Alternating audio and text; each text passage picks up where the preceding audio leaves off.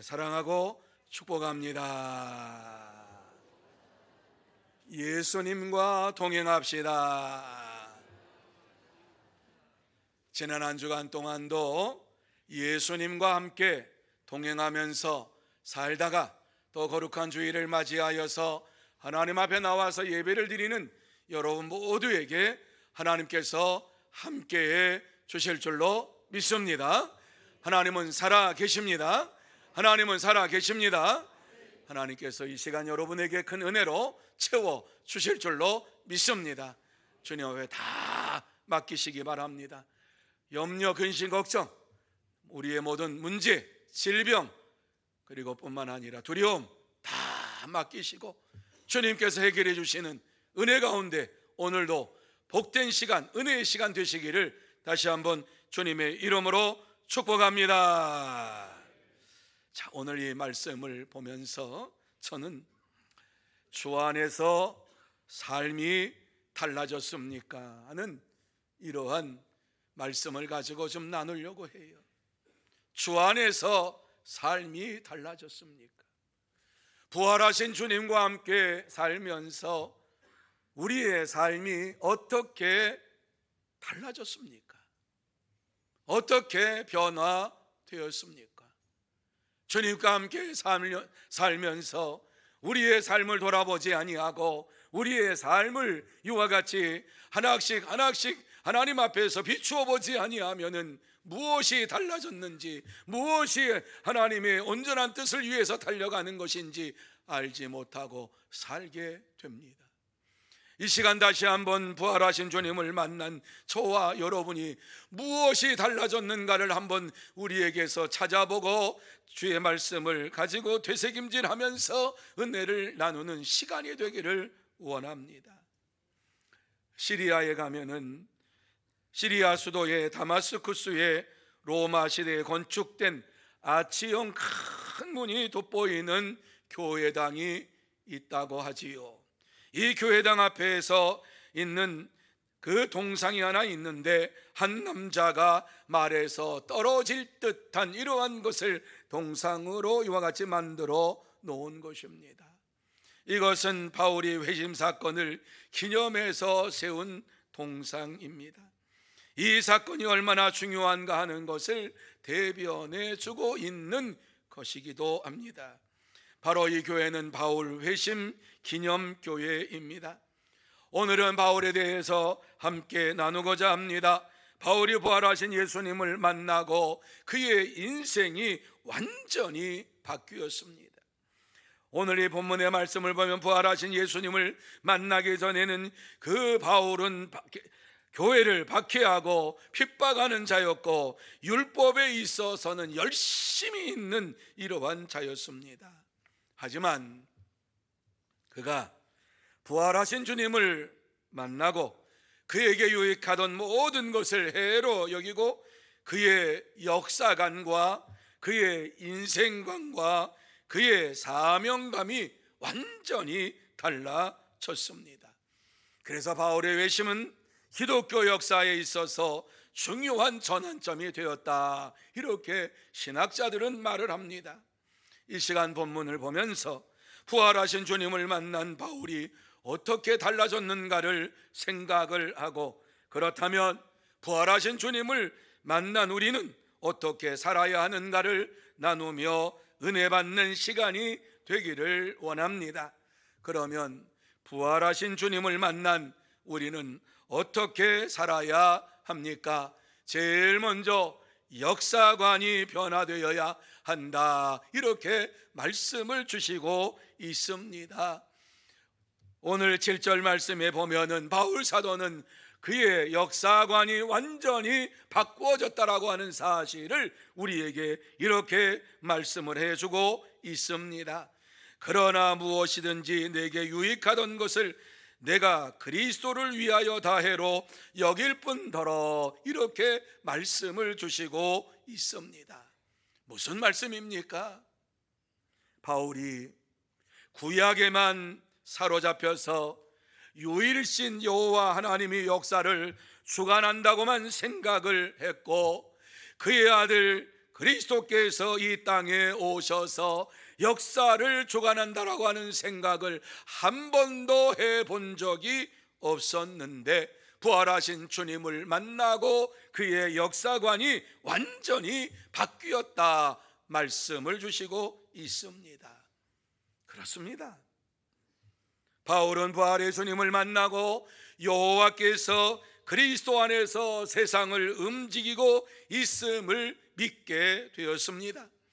그래서 예전에는 느끼지 못했던 것, 여호와 하나님께서 세상을 주관하신다라고만 생각했는데, 여호와 하나님께서 그리스도를 통해서 이 세상을 주관하신다라고 하는 사실을 마음에 깨달으면서 그의 역사관이 완전히 바뀌었습니다. 바울은 구약의 율법과 장로의 유전을 배우기 위해서 부활하신 예수님을 만나기 전에는 열심을 다했던 이러한 자였습니다. 그 누구보다도 구약의 율법을 연구하고 장로의 유전을 받들면서 그것이 하나님을 믿는 믿음이라고 생각을 하면서 어떻게 하면 더 열심히 율법을 배우고 더 열심히 장로의 유전을 지켜야 할 것인가를 생각하면서 살았습니다. 그래서 그의 젊은 시절에 당대의 최고의 율법학자였던 가말리엘 이 수하에 들어가 가지고 제자로서 말씀을 배우기 시작했습니다. 그는 최고의 율법학자인 이러한 가말리엘의 그 제자로 들어가 가지고 구약의 율법을 연구하고 이 가말리엘이 가르치는 구약의 해석과 율법에 대해서 배우면서 성경의 박사가 될 정도로 이와 같이 아주 높은 이러한 학문을 연마를 했습니다. 하지만 구약 성경에서 예언된 그리스도께서 이 땅에 오신다라고 하는 사실에 대하여서는 깊이 연구하지 못한 면이 그에게 있습니다. 그래서 그리스도의 인격과 그리스도의 사역과 그리스도의 구원에 대해서 알았지만은 지식으로 이와 같이 율법에 예언된 말씀을 풀어가면서 알았던 것입니다. 그는 율법에 갇혀서 이와 같이 살았던 삶을 살았습니다. 그래서 예수님께서 이 세상에 그리스도로 하나님의 아들로 오셨음에도 불구하고 그리스도가 예수님이 그리스도라고 하는 사실을, 하나님의 아들이라고 하는 사실을 믿지 않았습니다. 그러므로 예수님께서 선포하신 하나님 나라의 복음에 대해서는 무지했습니다. 아무것도 모르는 소경이었습니다. 그는 구약의 율법을 지킴으로 말미암아 자기의 의를 나타내고 자기의 거룩함을 이룰 수 있다고 믿었습니다. 그리고 이 율법을 지키고 날마다 거룩한 삶을 살아가면 구원함을 받을 수 있다라고 오만한 가운데 빠져가지고 신앙생활을 했던 이러한 사람입니다. 그것이 하나님을 가장 잘 섬기는 것이라고 믿었습니다. 그래서 하나님의 은혜가 이와 같이 이방인들에게까지 미치는 구원의 시대가 되었음에도 불구하고 여전히 이방인들이 구원받는 것은 있을 수 없다라고 생각하면서 선민의식에 빠져서 유대인만이 이와 같이 구원받을 수 있다 하는 편협한 삶을 살게 되었습니다. 이러한 바울에게 나타나신 예수 그리스도, 부활하신 예수님께서 나타나셔서 그를 만나주심으로 인하여서 그가 이전에 깨닫지 못했던 놀라운 사실을 깨닫게 되었습니다. 다시 말씀드려서 더 이상 구원이 이스라엘 백성들에게만 있는 것이 아니라 모든 이방 민족에게도 이 구원의 역사가 이루어지기 시작했다라고 하는 사실을 깨닫게 되었습니다. 그래서 그의 역사관이 바뀌게 된 것은 유대인만 구원받는다라고 하는 사실이 깨어지고 이방인도 예수를 믿을 때에 구원받을 수 있다라고 하는 이러한 새로운 역사관을 가지게 되었습니다. 그렇습니다. 참된 성도는 구원의 은혜가 유대인뿐만 아니라 모든 민족에게 임함으로 인하여서 예수를 믿고 다 구원함을 받음을 확신하면서 믿음으로 생활합니다. 여러분, 부활의 주님을 만난 우리는 주님만이 역사의 주관자이심을 믿고 살아야만 합니다. 하나님의 은혜는 예수 그리스도를 통해서 저와 여러분에게 임했습니다.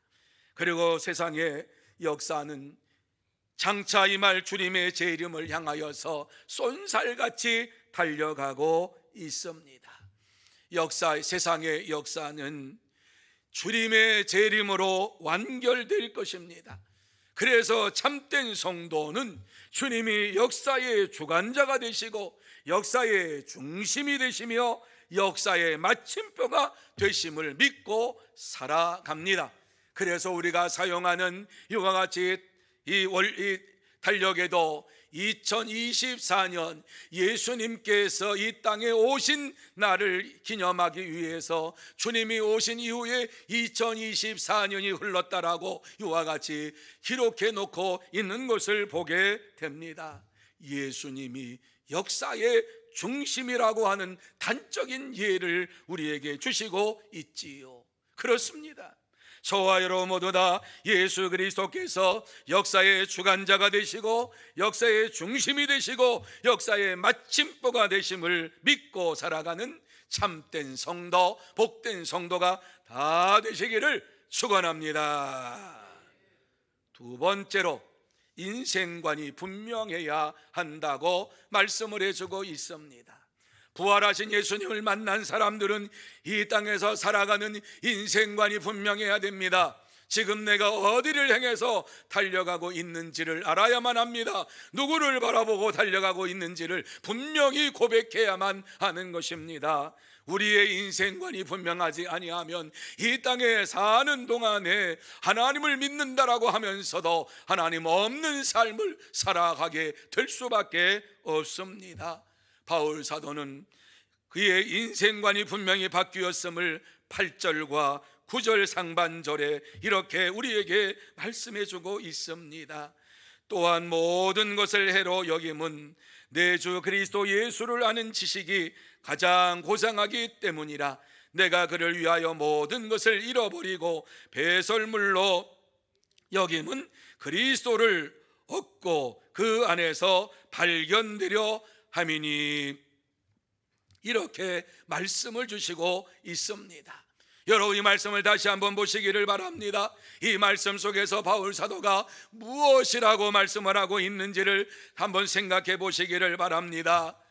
모든 것을 해로 여김은 내 주 그리스도를 아는 지식이 가장 고상하기 때문이라. 지금까지 그가 배워왔던 것, 그가 이와 같이 득출나서 율법을 배우고 그 당시에 풍습을 배우고 로마 시민으로서 가장 높은 학문을 배웠지만은 그러한 모든 것이 그에게는 해로 여겼다. 왜? 예수 그리스도를 만나고 나서, 부활하신 예수 그리스도를 만나고 나서 예수 그리스도를 아는 지식이 가장 고상하기 때문이라고 고백을 하고 있는 것을 보게 됩니다. 그러면서 그는 내가 그를 위하여 모든 것을 잃어버리고, 여러분, 유대인으로 이와 같이 살다가 예수를 그리스도로 믿고 살아가는 이러한 바울이 되었을 때에 그가 누렸던 유대인으로서 누렸던 이러한 모든 명예와 권세와 이런 그 모든 것들을 다 잃어버렸다라고 하는 것을 우리에게 말씀해 주고 있지요. 뿐만 아니라 배설물로 여김은 그러한 모든 것을 귀중하게 여기지 아니하고 다 배설물로 여기고 그리스도를 얻고 그 안에서 발견되기를 원하기 때문이다. 이렇게 말씀해 주고 있어요. 오직 예수 그리스도 안에서 살면서 예수 그리스도와 함께 사는 이러한 믿음의 삶을 사는 것을 가장 귀하게 여겼기 때문에 그동안 자기가 습득했던 지식, 지혜, 이러한 모든 것이 의미가 없음을 고백을 하고 있는 것이지요. 그렇습니다. 바울은 부활하신 예수님을 만난 후에 그가 가장 귀하게 여겼던 율법과 로마 시민권과 유대인이라고 하는 이러한 모든 것을 배설물처럼 버렸습니다. 부활하신 예수님을 만나기 전에 바울의 인생의 목표가 무엇인가를 성경을 통해서 보니까 그는 유일신 여호와를 누구보다도 열심히 섬기기를 원하며 살아갔던 사람이었습니다. 그의 인생의 목표는 율법을 다 터득하고 하나님을 누구보다도 열심히 믿기를 원하는 간절한 마음을 가지고 살았던 사람이 바로 바울입니다. 그래서 당대의 최고의 율법학자의 밑에 가서 공부를 하고 이와 같이 사회적으로 존경을 받는 랍비가 되었습니다. 당시에 젊은 시절에 이와 같이 율법을 완전히 터득하고 로마 시민으로서 로마의 모든 학문을 연마하고 이와 같이 하나님 앞에서 자기가 열심히 섬기는 자라고 자랑할 수 있는 이러한 자로서 모든 것을 갖추었다. 그러면 지금으로 말하면은 청년으로서는 아주 멋진 스펙을 다 갖춘 것입니다. 유대 사회에서 인정받는 이러한 젊은이입니다. 그런데 그에게 권력까지 권세까지 주어졌다라고 성경은 우리에게 말씀하고 있지요. 그에게 주어진 권세가 어떠한 것이었습니까? 대제사장 앞에 가서 그가 얘기합니다. 내가 예수를 그리스도로 믿는 사람들을 잡아가지고 올 테니까 나에게 공문을 주시기 바랍니다. 이렇게 얘기를 합니다. 그건 예루살렘에서 이제 다메섹에 내려가서 예루살렘에 있는 예수를 믿는 이러한 사람들을 옥에 가두는 일을 앞장서서 했고, 이제 다메섹까지 내려가 가지고 예수를 그리스도로 믿는 하나님의 아들로 믿는 이러한 사람들을 내가 잡아올 때까지 공문을 주시오. 이러니까 대제사장이 그의 말에 아무 말도 하지 못하고 이와 같이 공문을 줄 정도로 그의 권세가 막강했던 것입니다.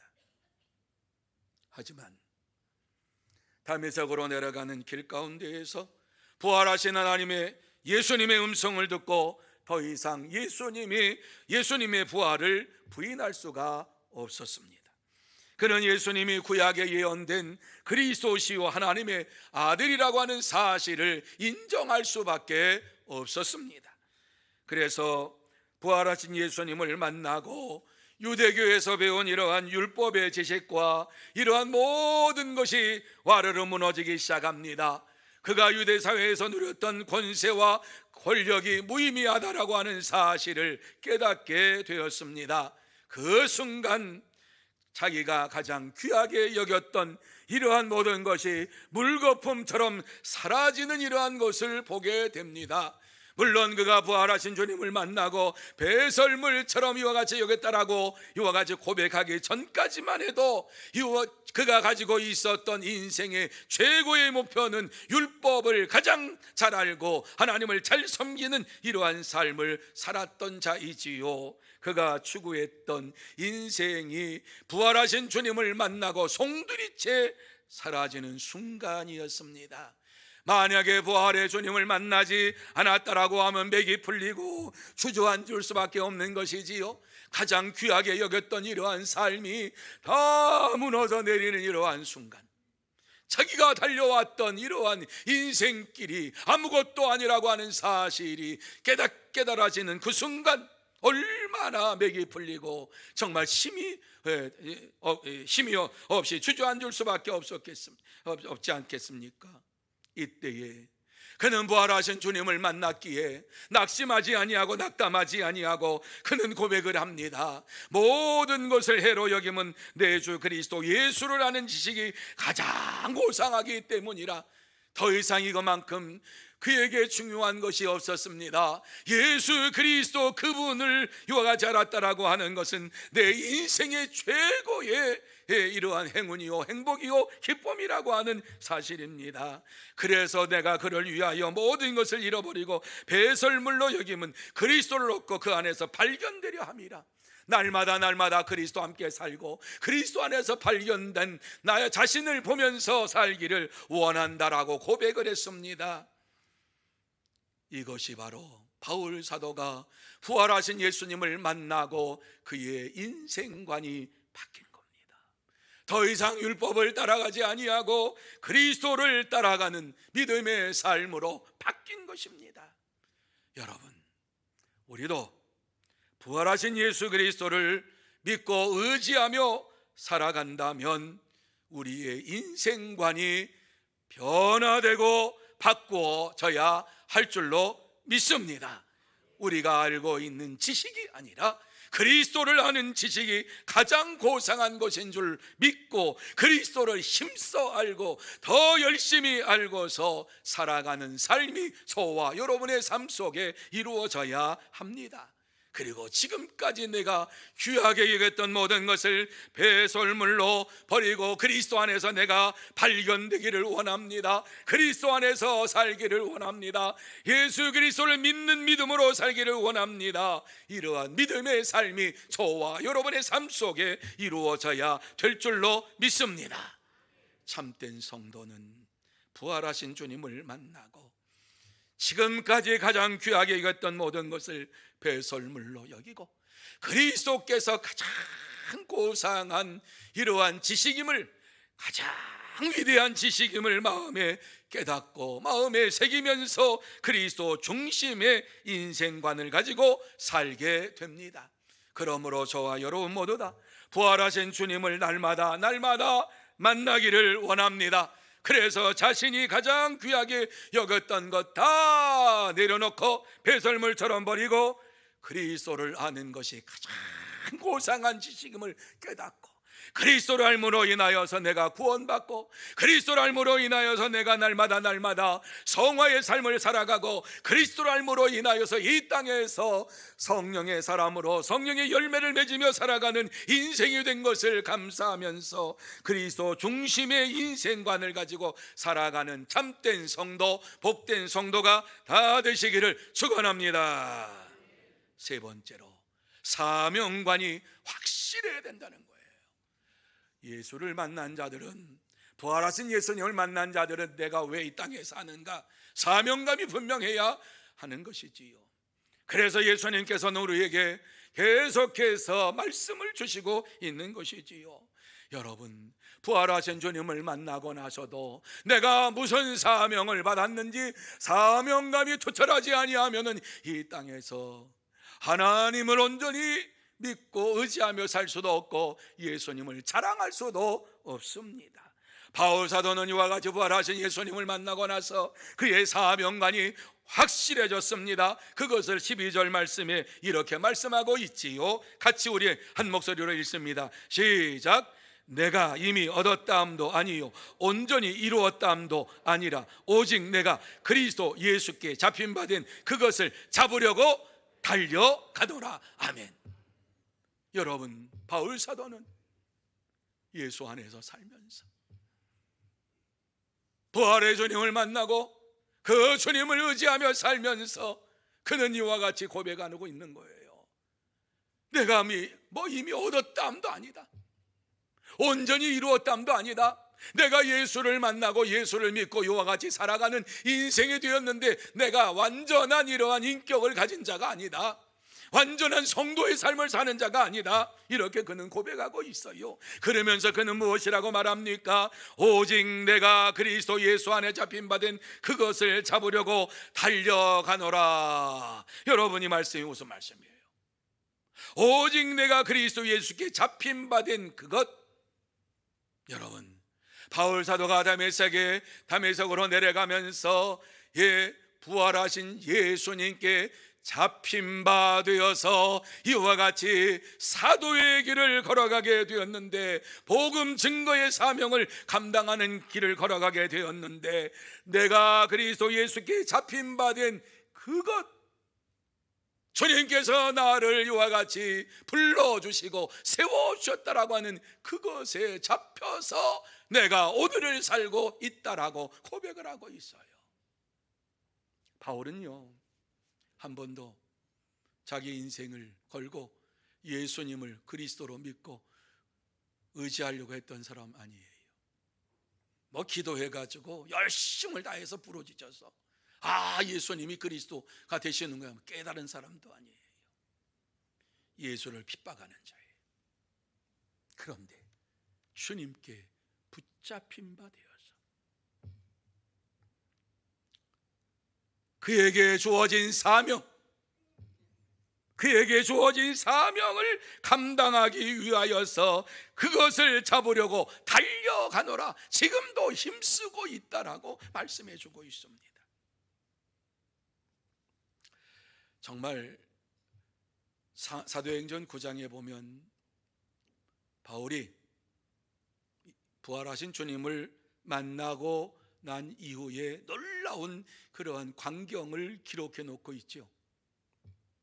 부활하신 주님을 만나고 나서 다메섹에서 주의 제자 아나니아를 만나게 됩니다. 그리고 아나니아를 통해서 바울이 해야 할 사명이 무엇인가를 알게 됩니다. 바울이 다메섹으로 내려갈 때에는 성경에 보면 아주 그 표현이 참 기가 막힌 표현을 쓰고 있어요. 위협과 살기가 등등해서 이와 같이 예수를 그리스도로 믿는 자들을 잡으려고 다메섹으로 내려갔다, 그렇게 표현하고 있어요. 부활하신 주님을 만나기 전에 그의 모습은 위협과 살기가 등등했다. 무서웠다는 얘기지요. 그냥 그 사람하고 얘기를 할 수 없는 이러한 아주 차가운 사람이었다라고 말씀하고 있지요. 그때에 다메섹으로 데려가는 그 길에서 하늘에서 빛이 나면서 하늘의 음성이 들리는데, 사울아 사울아 내가 어찌하여 나를 박해하느냐. 얼마나 놀라겠습니까? 그때에 사울은 주여 누구시오니까? 자기보다 더 권능이 많은 이러한 사람이 자기를 부른다라고 생각을 했기 때문에 주여, 높은 사람에게 말하는 이러한 거죠. 주여 누구시오니까? 나는 내가 박해하는 예수라, 이렇게 말씀합니다. 그리고서요, 주님, 부활하신 주님께서 바울에게 너는 일어나 시내로 들어가라. 내가 행할 것을 내게 이를 자가 있느니라. 네가 무슨 일을 해야 할 것인가를 너에게 알려줄 자가 너에게 있을 것이다 말씀하셨어요. 그런데 놀라운 일은요, 주님께서 이와 같이 바울에게 이야기하면서 다메섹에 있었던 제자 아나니아가 기도할 때에 아나니아에게 찾아가셔서 예수님께서 말씀하신 것이 이 말씀의 9장 11절과 12절에 나오는데 들어보시기 바랍니다. 기가 막힌 말씀이에요. 일어나 집가라 하는 거리로 가서 유다의 집에서 다섯 사람 사울이라 하는 사람을 찾으라. 그가 기도하는 중이니라. 그가 아나니아라 하는 사람이 들어와서 자기에게 안수하여 다시 보게 하는 것을 보았느니라. 이렇게 말씀하고 있어요. 아나니아가 기도할 때에 아나니아는 소문으로 사울이 어떠한 사람인가, 바울이 어떠한 사람인가 소문으로 들었어요. 얼굴을 보지 못했어요. 그런데 주님께서 하시는 말씀이 무엇입니까? 일어나서 집가로 내려가서 그 거리로 가서 유다의 집에서 다섯 사람 사울을 찾으라고 말씀하지요. 그런데요, 이 말씀 보면 그가 아나니아라 하는 사람이 들어와서 자기에게 안수하여 다시 보게 하는 것을 보았느니라. 바울이 아나니아라고 하는 사람이 들어와서 자기의 눈을 뜨게 해줄 것이라고 하는 것을 보았다. 기도하는 중에 보았다. 이렇게 말씀을 주시고 있어요. 기도의 역사가, 기도의 능력이 얼마나 놀라운가 하는 사실을 우리에게 보여주고 있고, 사울은 아나니아를 만난 적도 없는데 아나니아라고 하는 사람이 너에게 들어와서 내 눈을 뜨게 해줄 것이다 라고 말씀을 했어요. 그러면서 주님께서는 아나니아에게 9장 15절 말씀에 보면 이렇게 또 말씀합니다. 가라, 이 사람은 내 이름을 이방인과 임금들과 이스라엘 자손들에게 전하기 위하여 택한 나의 그릇이라. 이렇게 말씀을 하고 있습니다. 아나니아에게 바울이 어떠한 직분을 가지고 이 세상에서 살아가야 할 것인가를 말씀을 해주고 있는 것이지요. 내가 이와 같이 바울을 세워서 무슨 일을 하기를 원하느냐, 이방인과 임금들과 이스라엘 자손들에게 예수의 이름을 전하기 위하여서 택하였다, 이렇게 말씀을 해주고 있습니다. 바울은 예수님의 부활하신 예수님을 만나고 그가 사명을 받으려고 발버둥 친 적도 없었는데, 하나님께 붙잡힌 바 되니까 하나님께서 그에게 사명을 주셨는데, 이방인과 임금들과 이스라엘 자손에게 복음을 전할 사명을 그에게 주셨다라고 하는 말씀이지요. 그렇습니다. 참된 성도는 주님께 붙잡혀서 복음 증거의 사명을 감당하기 위하여서 다름질하는 선수처럼 최선을 다하여 힘쓰며 믿음으로 복음을 전합니다. 여러분, 우리는 바울처럼 주님께서 주신 복음 증거의 사명을 받은 자들입니다. 예수 그리스도를 믿음으로 인하여서 저와 여러분에게 주님께서는 사명을 주셨습니다. 그 사명이 무엇입니까? 마가복음 16장 15절 말씀에 보면 우리에게 분명하게 말씀하고 있지요. 같이 한번 읽습니다. 시작. 너희는 온 천하에 다니며 만민에게 복음을 전파하라. 그렇습니다. 여러분, 우리에게 주신 사명이 바로 이것이지요. 복음 증거의 사명을 주셨습니다. 그래서 참된 성도는 부활하신 주님을 날마다 만나고 자기 자신을 위하여 살지 아니하고 타인을 위하여 살면서 타인의 구원을 위하여 힘쓰고 애쓰며 복음을 전하는 일에 힘쓰며 살아갑니다. 그러므로 저와 여러분 모두 다 부활하신 주님을 날마다 만나기를 원하면서 자기 자신을 위하여 살지 말고 타인을 위하여 살고 타인의 영혼 구원을 위하여 힘쓰며 복음을 전하는 참된 성도가 다 되시기를 축원합니다. 이제 말씀을 마무리합니다. 하나님께서 오늘 우리에게 하시고 싶은 말씀이 무엇입니까? 날마다 부활의 주님을 만나고 부활의 생명을 가지고 예수 그리스도를 전하는 믿음의 삶을 살라고 말씀을 주시고 있습니다. 더 간단하게 말씀을 드릴까요? 우리의 삶이 그리스도 중심으로 살아가야 한다, 이렇게 말씀을 주시고 있습니다.